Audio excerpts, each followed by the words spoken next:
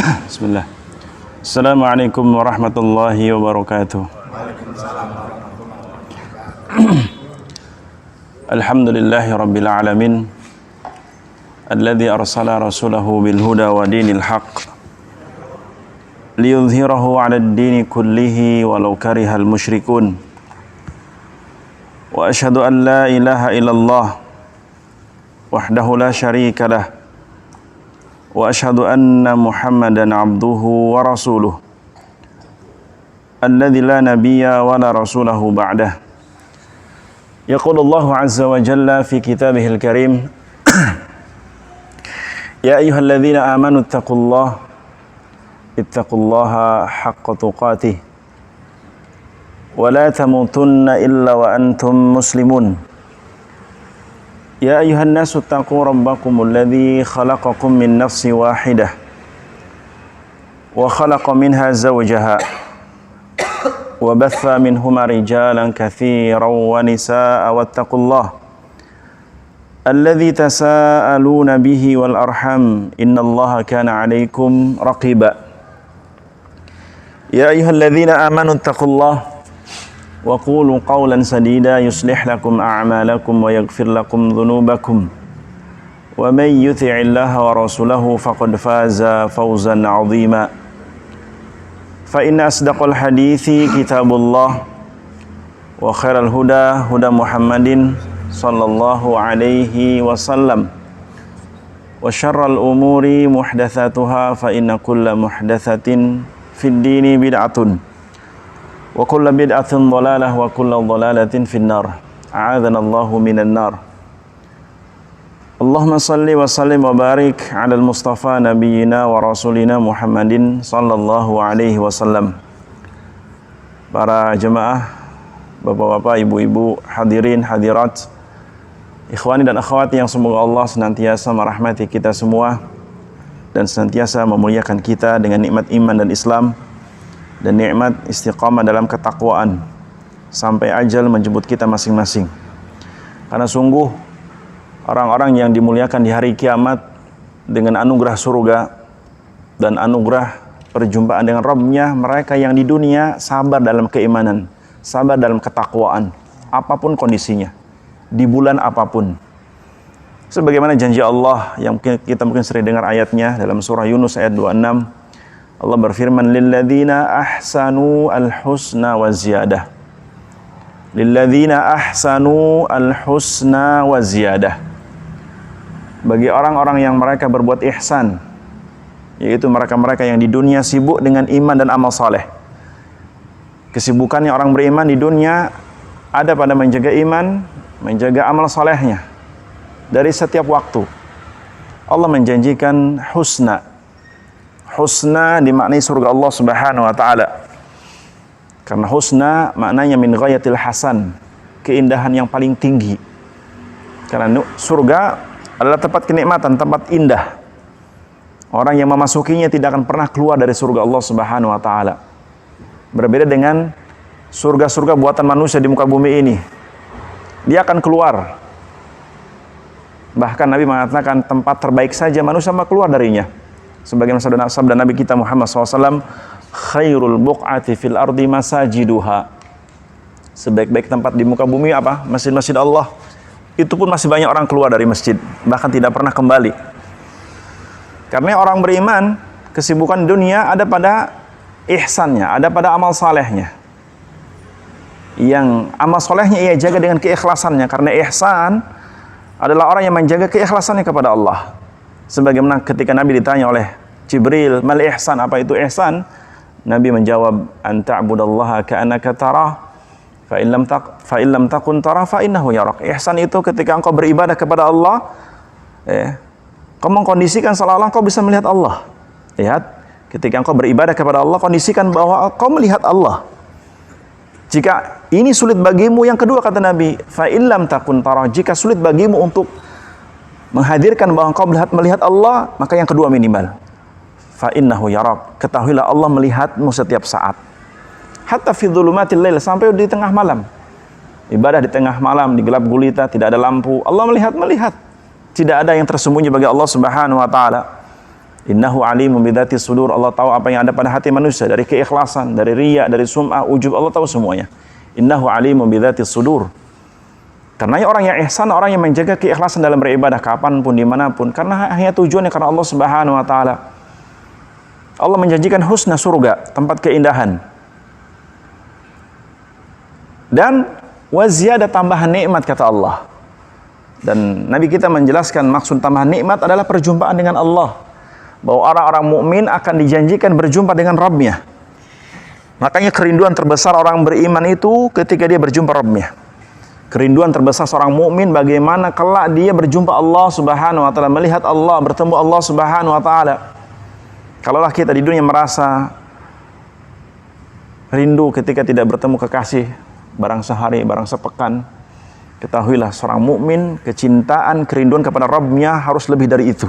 Karena dia Rabb-nya, harus dia sembah. Ya Allah melihat setiap saat. Sehingga Allah mengatakan waziyah dan tambahan nikmat. Dan tambahan nikmat Nabi menafsirkan artinya ru'yatu wajhillah, perjumpaan dan melihat Allah Subhanahu wa Ta'ala. Liqa'ullah wa ru'yatih. Tambahan nikmat setelah surga yang Allah janjikan dalam surah Yunus ayat 26 adalah perjumpaan si hamba dengan Rabb-nya dan melihat Allah Subhanahu wa Ta'ala. Sebagaimana Allah menyatakan dalam surah Al-Qiyamah ayat 23, ila rabbiha nadhiratun, orang beriman itu akan melihat Rabb-nya dengan mata mereka. Orang mukmin, orang yang di hatinya ada keimanan akan melihat Rabb-nya di hari kiamat. Dan itulah puncak kerinduan. Puncak kerinduan. Karena para jamaah rahmat Allah Subhanahu wa Ta'ala, Allah Subhanahu wa Ta'ala mengajarkan sebuah prinsip bagi seorang mukmin. Ya Allah sebutkan dalam surah Al-Insyirah. Surah Al-Insyirah, alam nashrah laka sadrak wa wada'na anka wizrak alladhi anqadha dhahrak wa rafa'na laka dhikrak. Di bagian akhir ayat, fa idza faragta fansab. Ini prinsip yang Allah ajarkan kepada orang beriman khususnya. Karena yang meyakini Al-Quran kalamullah hanya orang beriman. Yang menjadikan kalamullah prinsip hidupnya hanya orang beriman. Dan tidak akan mungkin orang kafir menjadikan Al-Quran prinsip hidup, tidak mungkin. Karena mereka tidak beriman. Allah mengajarkan sebuah prinsip, fa idza faragta fansab. Jika engkau selesai mengerjakan sebuah ibadah dan kau menyempurnakannya, fansab, berdirilah untuk mengerjakan ibadah yang lain. Fa idza faragta fansab. Dan kalau kita melihat para jamaah sekalian rahmat Allah Subhanahu wa Ta'ala,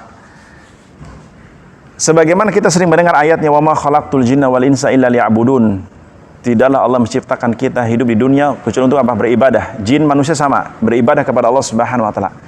Maka pahami ayat ini, bahwa ayat ini berlaku di setiap keadaan kepada siapapun dia. Kepada siapapun dia. Mau orang kulit putih, kulit hitam, orang terpandang, nggak terpandang.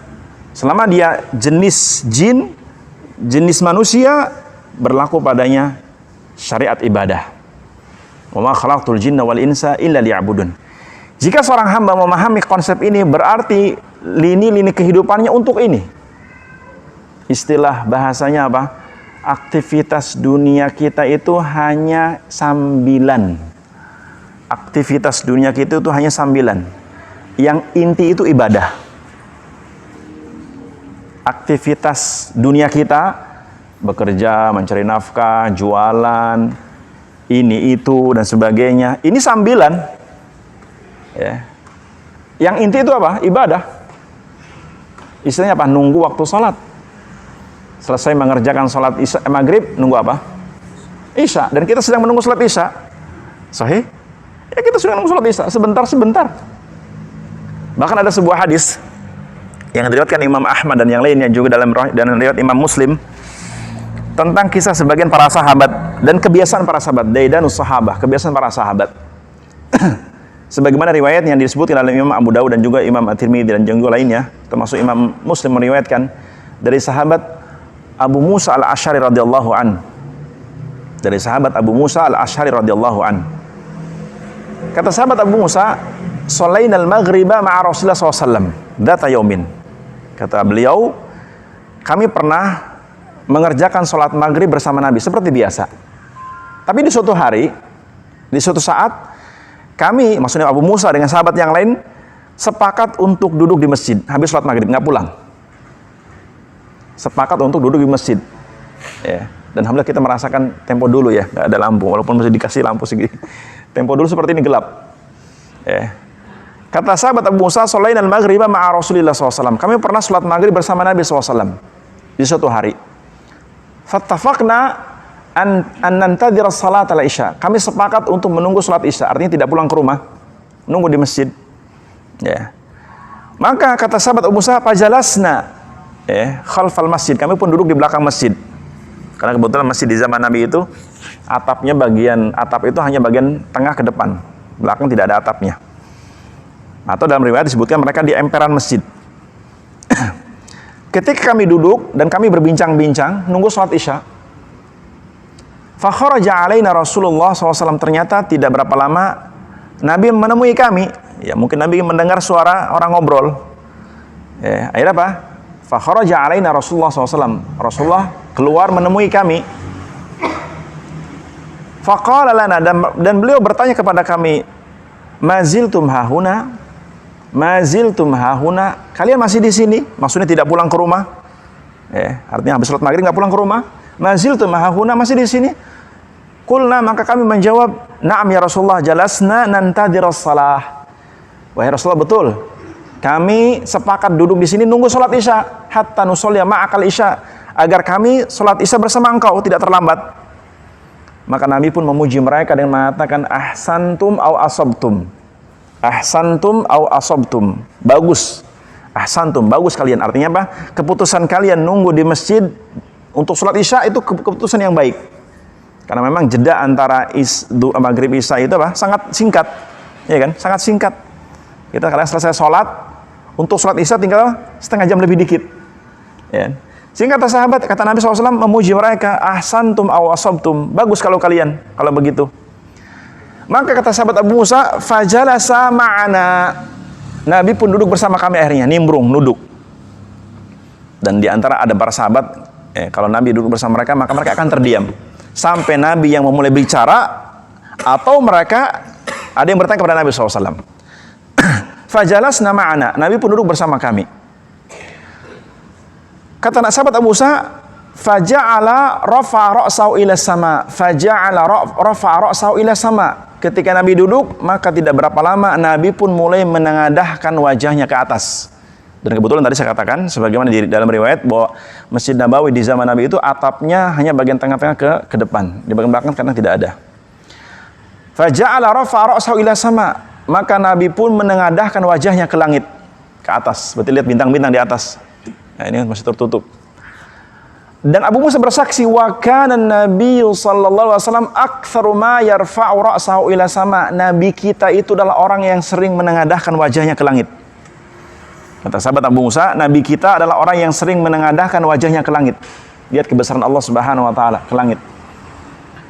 Nah, maka kami pun apa? Fanadharna ilaih. Kami pun melihat kepada gerak-gerik Nabi SAW.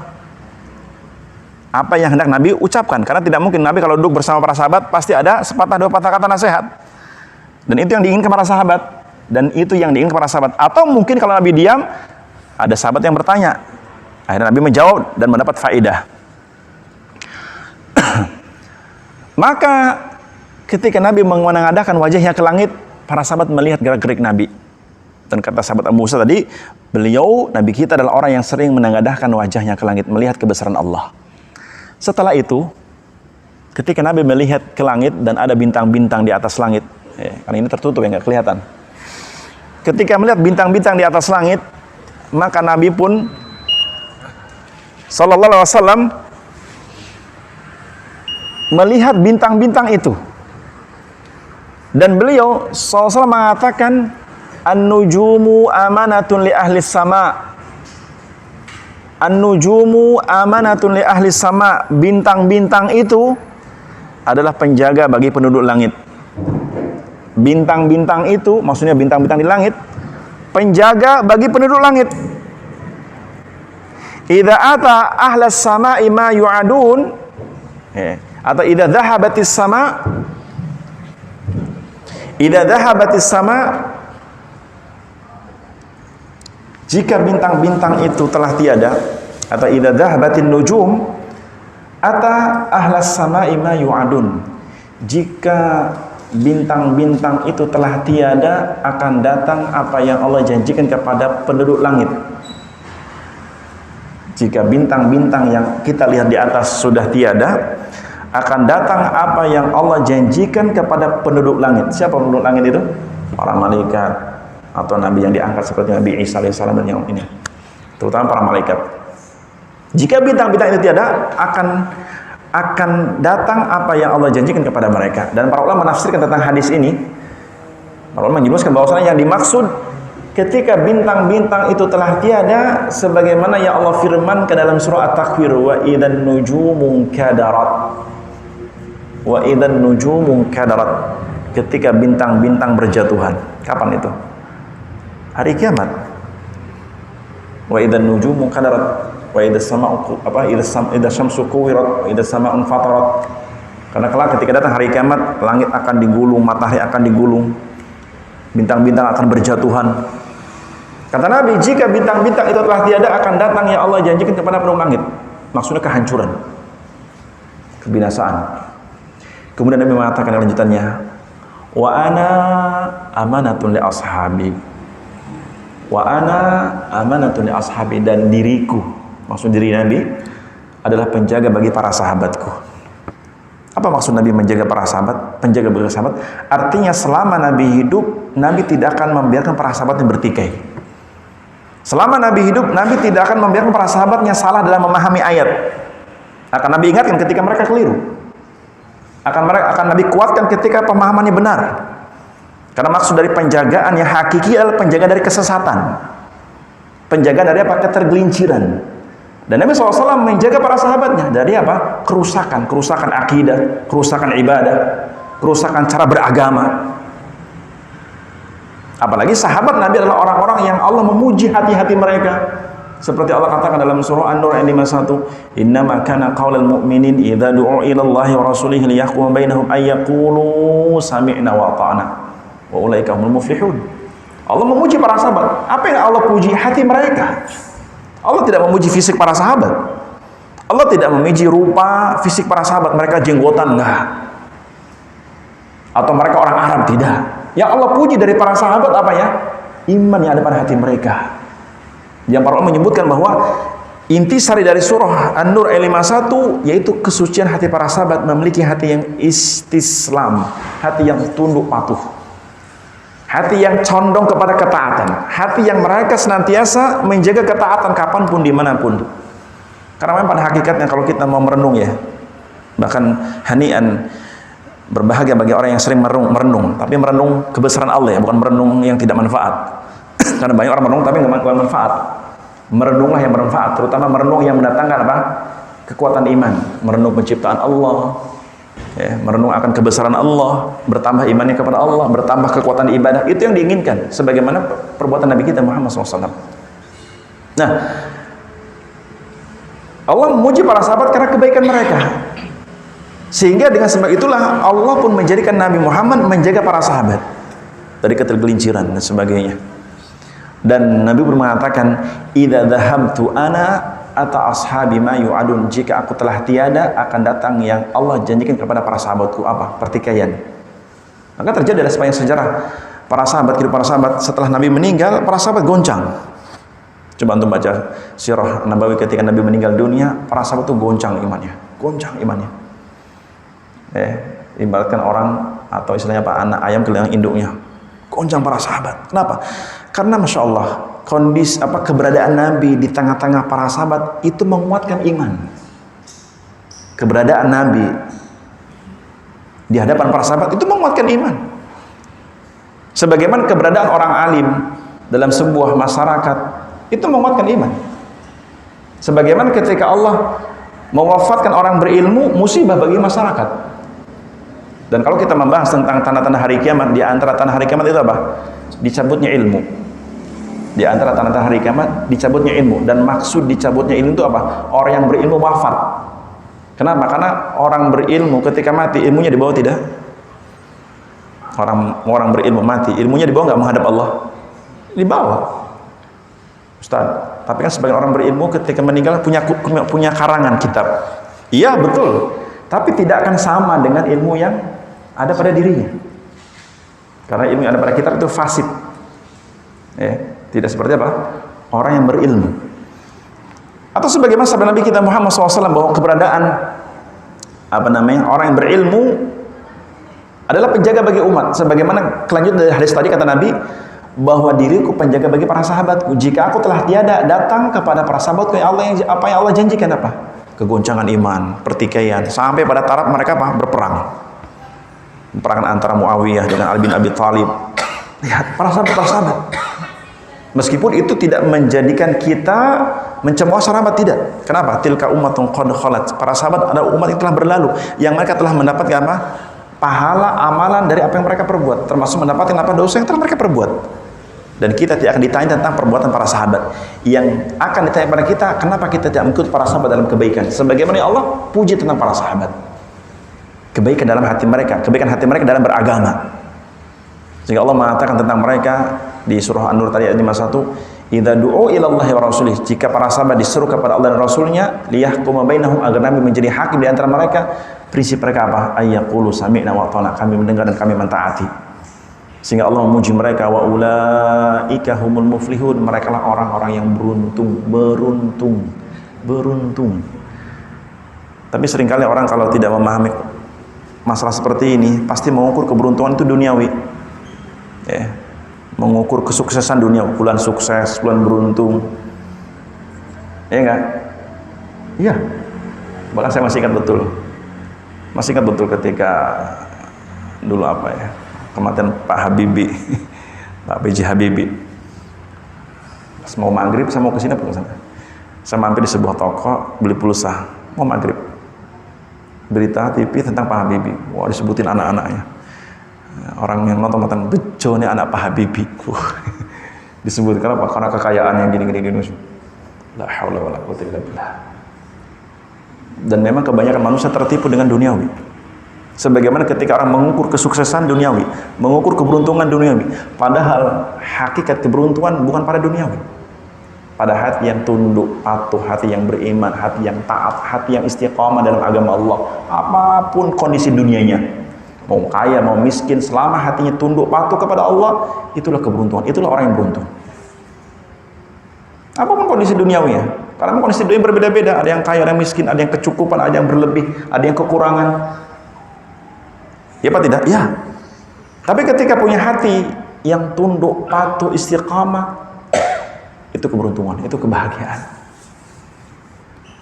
Karena lihat, kalau kita melihat mentadaburi ayat Al-Quran, ketika orang-orang yang beriman seringkali terkecoh dengan kesuksesan orang-orang kafir, menunjukkan kurangnya tadabur ayat Al-Quran. Saya ulangin. Ketika orang-orang yang Allah anugerahkan iman pada hatinya, tapi masih terkecoh, atau masih tertarik, atau masih merasa wah, ketika melihat kebanggaan dunia orang kafir, berarti apa? Kurangnya tadabbur Al-Quran, kurangnya memahami ayat-ayat Al-Quran yang dengannya dia bersyukur atas nikmat iman. Dan harus orang beriman merasa bersyukur dan merasa nikmat besar ketika iman itu ada pada hatinya, karena itu hakikat nikmat yang sesungguhnya, yang akan dengannya dia mulia di hari kiamat. Adapun nikmat duniawi kebanyakan istidraj, ya tidak? Kenikmatan dunia kebanyakan apa? Istidraj. Lihat Allah berfirman contoh dalam surah Al-An'am ayat 44. Terutama orang-orang kafir yang mereka merasa bangga dengan duniawi. Kata Allah Subhanahu wa taala, "Falamma nasu ma dzukiru bih." Falamma nasu ma dzukiru bih. Ketika orang-orang kafir, yaitu orang kafir melupakan peringatan Allah, tidak peduli dengan peringatan Allah yang dengan yang beriman. Karena hakikatnya kalau kita memahami kehidupan kita sehari-hari, kehidupan kita sehari-hari itu isinya penuh peringatan sebenarnya. Betul. Kehidupan kita sehari-hari itu penuh peringatan. Peringatan untuk segera beriman bagi yang belum beriman. Peringatan untuk menjaga iman bagi yang telah beriman. Peringatan untuk tetap bertakwa bagi yang sudah bertakwa. Dan menjaga sampai mati. Itu peringatan. Peringatan yang sifatnya syariah dalam Al-Quran. Karena Al-Quran isinya peringatan kan. Atau peringatan kauniyah, alam semesta. Banjir, hujan, panas, atau menimpa individu terkena penyakit, sakit, diuji ini, diuji itu, peringatan semuanya. Tapi orang kafir, Allah sebutin mereka adalah orang yang suka melupakan peringatan Allah dan tidak peduli. Lihat dalam surah Al-An'am ayat 44 Allah mengatakan tentang kondisi orang kafir yang mereka tidak akan mungkin dijaga dari azab karena mereka tidak beriman. Falamma nasu ma dzukiru bih, ketika mereka melupakan peringatan Allah, fatahna alaihim abwaaba kulli syai', justru Allah bentangkan kesenangan duniawi. Ya. Ketika orang kafir melupakan peringatan Allah, justru sikap Allah kepada mereka dibentangkan kesenangan duniawi. Nah, sehingga Allah katakan hatta idza farihu bima utu, ketika orang-orang kafir itu merasa bangga dengan perolehan duniawi, kesuksesan duniawi. Hatta idza farihu, ketika mereka orang kafir merasa bahagia atau merasa senang dengan prestasi duniawi mereka. Bagaimana Allah mengkondisikan mereka, atau bagaimana Allah memberikan balasan kepada mereka? Akhadnahum baghtah, ketika mereka melupakan peringatan, Allah bukakan pintu kesenangan duniawi, sehingga ketika mereka merasa bangga, merasa senang dengan kenikmatan duniawi, Allah datangkan azab tiba-tiba. Akhadnahum baghtah, kami datangkan azab tiba-tiba sehingga tidak sempat beriman. Orang tidak sempat beriman, azab bukan? Orang tidak sempat beriman, mati duluan, azab bukan? Azab. Atau orang yang dianugerahkan iman, bermaksiat, kemudian mati tanpa apa? Mati sebelum bertobat, azab bukan? Azab juga sama. Meskipun ada perbedaan dengan orang kafir, beda memang. Tapi juga betul azab. Bermaksiat, mati dalam kondisi maksiat dan tidak sempat bertobat, itu azab. Dunia sebelum akhirat. Dan orang beriman sangat takut dengan kondisi seperti ini. Yang ditakut orang beriman bukan kematiannya, tapi mati dalam kondisi apa? Karena kematian itu pasti. Iya apa tidak? Iya, kematian itu pasti. Terkadang ada orang tidak sadar perjalanannya menuju suatu tempat, menuju apa? Menuju tempat kematiannya. Saya masih ingat betul hari Ahad kemarin, pagi jam berapa? Jam 8 lewat sini, daerah Tirto situ. Macet, kerumun orangnya apa? Orang meninggal di rumput-rumput, tutup bungkus. Ya. Tidak menyangka sebenarnya orang ketika berjalan di pagi hari menuju tempat di mana Allah akan dipraktikkan dia mati. Menuju kematian itu pasti. Yang dikhawatirkan apa? Mati di atas apa? Dan orang beriman khawatir mati dalam kemaksiatan, mati tidak sempat bertobat. Dan orang kafir begitu kondisi mereka. Mereka diazab atau mereka dibinasakan dalam kondisi mereka tidak sempat beriman. Padahal ketika di dunia diberikan banyak kenikmatan duniawi. Berarti nikmat-nikmat yang Allah berikan tidak menjadikan mereka mulia, tidak. Beruntung tidak. Yang beruntung ketika memiliki hati yang tunduk, patuh, taat, tetap istiqomah dalam ketaatan kapanpun, dimanapun. Karena tadi kata Nabi SAW bahwa Nabi itu penjaga para sahabat. Keberadaan Nabi di tengah-tengah para sahabat menjaga iman mereka. Sebagaimana orang yang berilmu di lingkup masyarakat menjaga iman mereka. Sedikit banyak menjaga iman mereka. Karena ketika dimatikannya orang berilmu menjadi sebab apa? Keburukan menimpa bumi ini. Kata Nabi dalam sebuah hadis dari Imam Bukhari Muslim, Innallaha yaqbidul ilma innallaha la yaqbidul ilma intiza'an min suduril ibad. Sesungguhnya Allah tidak mencabut ilmu atau Allah tidak mengangkat ilmu itu langsung dari dada orang berilmu, tidak. Artinya orang berilmu langsung bodoh, enggak. Walakin yaqbidul ilma biqablil ulama, tetapi cara Allah mencabut ilmu di bumi ini dengan diwafatkan orang berilmu. Hatta idzam lam yubqa aliman, sehingga ketika orang berilmu sudah tidak ada, apa yang terjadi? Ittakhadhan nasu ru'usan juhala, maka manusia akan menjadikan orang bodoh sebagai pemimpin, sebagai pembimbing, sebagai pengarah. Fasu'ilu, otomatis akan ditanya oleh masyarakat. Bodoh ditanya, kenapa? Naik di atas. Karena dia bodoh, maka dia fa'aftau bi ghairi ilmin, dia akan berfatwa tanpa ilmu. Apalagi nih, kalau orang dikasih panggung di TV, ya, ceramah ini itu, kalau nggak ada belajar agama, tidak ada riwayat belajar agama, hanya apa? Mantan ini insaf namanya. Ya, apalagi di zaman sekarang menjadi dai di acara televisi apa? Ada acaranya kan, pemilihan. Entah belajar agama tidak, yang penting apa? Retorika. Tapi tidak ada riwayat belajar agama, tidak ada ilmu yang ia miliki. Dan itu apa? Kebinasaan, kesesatan. musibah. Bukan apa? Mengangkat musibah, mendatangkan musibah. Nah, lihat, para sahabat terjaga karena Nabi di tengah mereka, menjaga mereka. Sebagaimana ketika Nabi meninggal, para sahabat komitmen dengan agama mereka, maka keberadaan para sahabat menjadi penjaga bagi generasi setelahnya, tabi'in. Bahkan keberadaan para sahabat menjadi penjaga bagi umat Nabi setelahnya sampai hari kiamat.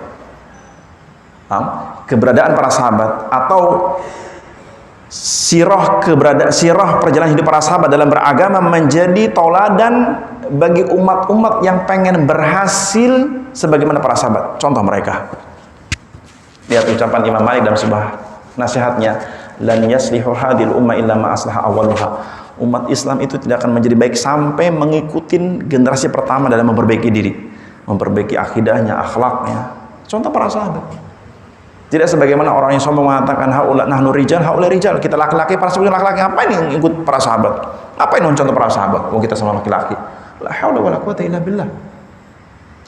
Ya, sebuah kesombongan. Kenapa? Karena Allah memuji para sahabat, tidak memuji Anda. Allah memuji para sahabat, tidak memuji orang-orang selain para sahabat. Dan yang Allah puji pada para sahabat, hatinya yang iman, tunduk, patuh, istiqamah dalam iman dan takwa kapanpun dimanapun. Makanya kalau kita membaca sirah para sahabat dalam kehidupan mereka keseharian, yang menjadi obsesi besar para sahabat itu akhirat. Sebagian ucapan para ulama bahwa kana ashabun Nabi SAW yaj'alu ad-dunya fi aidihim wa yaj'alul akhirah fi qulubihim. Para sahabat itu yang ciri khas kebaikannya selain hati mereka yang tunduk patuh beriman kepada Allah, mereka menjadikan dunia itu di tangan-tangan mereka. Sedangkan akhirat di hati mereka. Ketika diuji dunia bagi mereka ringan. Tapi ketika ujian agama itu yang berat bagi mereka. Maka lihat, sepanjang sejarah kehidupan para sahabat, ujian terberat para sahabat itu bukan ketika diusir dari Makkah ke Madinah. Bukan ketika sebagian mereka keluarganya mati di medan perang, bukan. Ujian terberat para sahabat ketika Rasulullah meninggal dunia. Coba anda baca sirah. Ujian yang teramat sangat berat dirasakan sahabat ketika Rasulullah meninggal dunia. Berat bagi mereka. Kenapa? Keberadaan Nabi tadi penjaga. Keberadaan Nabi penjaga. Kehilangan Nabi musibah. Maka dalam sebuah hadis juga disebutkan kaitan dengan tafsir dari surah An-Nisa itu ayat 59 ya. Kaitan dengan mayyuti'ir rasulah atau mayyuti'ir rasulah atau man yuti'illah wa rasulahu fa ulaika ma'al ladzina an'ama Allahu minan nabiyyin was-siddiqina wa syuhada'i was-salihin wa hasuna ulaika rafiqa. Ibnu Katsir membawakan sebuah riwayat dari sahabat Thuban. Disebutkan bahwa suatu ketika sahabat Nabi Thuban menangis di masjid. Faja'an Nabi SAW fasa'alahu. Nabi pun datang menemuinya dan bertanya kepada Thuban, ya Thuban, ma yubkik, wahai Thuban, kenapa kau menangis? Laki-laki menangis. Boleh enggak? Boleh enggak laki-laki menangis? Hah? Boleh enggak laki-laki menangis? Boleh, tapi nangis apa dulu ya? Kalau nangis sebucin duniawi ngapain? Nah, sahabat Nabi ini nangis bucin, tapi bucinnya kepada Rasulullah SAW. Karena seringkali orang kalau dimabuk cinta, membuat hati itu jadi gimana? Orang kalau dimabuk cinta hatinya gimana? Ketika dapat, wah, semangat. Ketika hilang, lemah. Atau bikin dia bersedih. Atau lemah hidup biasanya. Lemah semangat hidup. Nah, kisah ini disebutkan, kata sahabat Thuban, ketika Nabi datang menemuiku, dia bertanya, "Mayubkika ya Thuban? Apa yang membuat kau menangis?" Maka kata sahabat Thuban ketika mendengar, "Ya Rasulullah, dzakartu sa'ah." Wahai Rasulullah, aku teringat hari kiamat. Aku teringat jika hari kiamat datang. Dzakartu sa'ah, aku teringat hari kiamat. Wa nahnu fi hadhi dunya la nasbir ala firaqika walau biyaumin. Kami, saya, kata Abu sahabat Thuban, sehari enggak bertemu engkau, sehari tidak mendengar nasihatmu, aku enggak sabar. Artinya kayak gersang. Ini sahabat. Sehari nggak bertemu Nabi, setelah sehari nggak melihat Nabi, sehari tidak mendengar nasihat Nabi, kayak ada sesuatu yang hilang. Dan aku teringat hari kiamat. Jika hari kiamat tiba, ketetapan Allah akan berlaku. Nabi tentunya akan ditempatkan di mana? Tertinggi, surga Allah, tertinggi. Sebagaimana Nabi akan membuka pintu surga, otomatis. Mungkinkah Nabi tempatnya di surga paling bawah? Mustahil. Nah, sedangkan para sahabatnya sebagian dapat jaminan kan, tapi di tingkat mana tetap masih rahasia Allah. Kata sahabat Subban, aku teringat hari kiamat. Jika hari kiamat tiba, engkau akan Allah tempatkan di surga, dan aku khawatir diriku di neraka, maka aku tidak akan bertemu engkau selama-lamanya. Kenapa? Karena cinta. Dan kalaupun aku masuk surga, tentunya surgaku tidak seperti engkau. Artinya aku tidak akan mungkin ditempatkan di tempat tertinggi seperti engkau. Kalau di tempat tertinggi, aku di tempat terendah. Kenapa? Karena di surga itu apa? Ada tingkatan. Inna fil jannati mi'atu darajah, kata Nabi. Dalam hadis riwayat Imam Abu Dawud, kata Nabi, di surga itu ada 100 tingkatan. Wa kullu darajataini kama bainas samai ila ardh. Dan setiap tingkatan, antara tingkatan itu seperti langit dan bumi. Artinya dari tingkatan ke tingkatan berikutnya seperti langit dan bumi. Dan kita tahu dalam sebuah hadis, jarak antara bumi ini dengan langit, jika ditempuh perjalanan 500 amin, 500 tahun lamanya. Nggak sampai umur kita. Tapi itu anugerah Allah Subhanahu wa taala. Kata sahabat Thuban, aku teringat hari kiamat. Jika hari kiamat tiba, tentunya aku tidak akan bertemu engkau lagi selama-lamanya. Sehingga itu yang bikin aku sedih, wahai Rasulullah. Dan innila uhibbuk, demi Allah aku mencintaimu ya Rasulullah. Ya, cinta para sahabat. Sahabat mencintai nabinya, sesuatu yang luar biasa. Mendengar penuturan sahabat Thuban dan dia menangis, maka Nabi terharu. Dan akhirnya Nabi mengatakan, ya Thuban, innal mar'a yuhsyaru ma'aman ahabbahu. Wahai Thuban, ketahuilah, sesungguhnya seseorang akan dibangkitkan dan dikumpulkan di hari kiamat bersama orang-orang yang dicintainya. Allahu Akbar.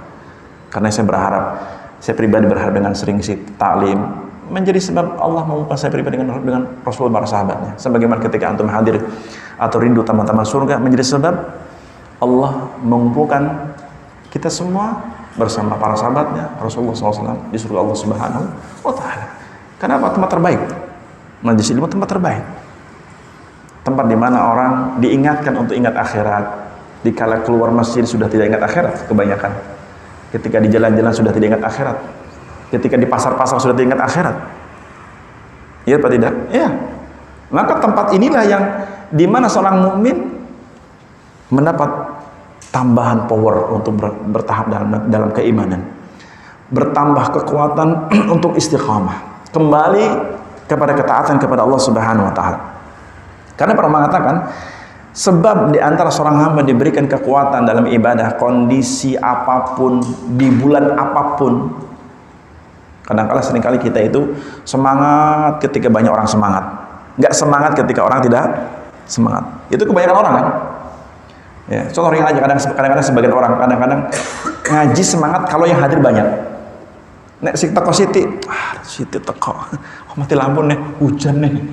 Karena pengaruh itu, iya enggak? Dan itu tidak hanya berlaku pada jamaah, termasuk ustaz sekalipun yang ngisi. Atau jangan kira hanya jamaah, ustaz sama. Jauh, males. Paling sih teko siti, susah rosah. Iya, karena semua kita sama, nggak ada yang masuk. Bedanya hanya saya Allah anugerahkan ilmu kepada sebagian orang, yang satu belum. Itu aja sebenarnya bedanya. Tapi kondisi hati sama aja. Ketika Allah jaga, dia yang dijaga. Ketika tidak, itu yang tidak dijaga. Itu hakikatnya. Maka para menyebutkan bahwa orang-orang yang hakikatnya dia istiqomah itu karena ada faktor. Dan saya akan sebutkan mungkin 4 atau 5 faktor. Yang pertama, al-isti'anatu billah. Faktor di mana seorang hamba tetap bisa istiqomah karena isti'anahnya kepada Allah, terutama dalam ketakwaan. Apa isti'anah itu? Apa isti'anah? Iyyaka na'budu wa iyyaka nasta'in. Isti'anah, ista'ana yasta'inu. Apa artinya? Minta pertolongan. Pertolongan apa maksudnya? Pertolongan agar dibantu bisa bertakwa. Kan seringkali orang ketika membahas isti'anah, rata-rata isti'anahnya manusia atau isti'anahnya kebanyakan manusia, kebanyakan kaum muslimin dalam urusan apa biasanya? Dunia kan, ya Allah bantu aku ya Allah untuk usaha ya Allah. Ya Allah bantu aku untuk aku bisa merintis usaha ini ya Allah. Ya Allah bantu aku supaya laris daganganku ya Allah. Ya Allah bantu aku untuk sukses ini sukses. Rata-rata duniawi. Boleh? Memang boleh.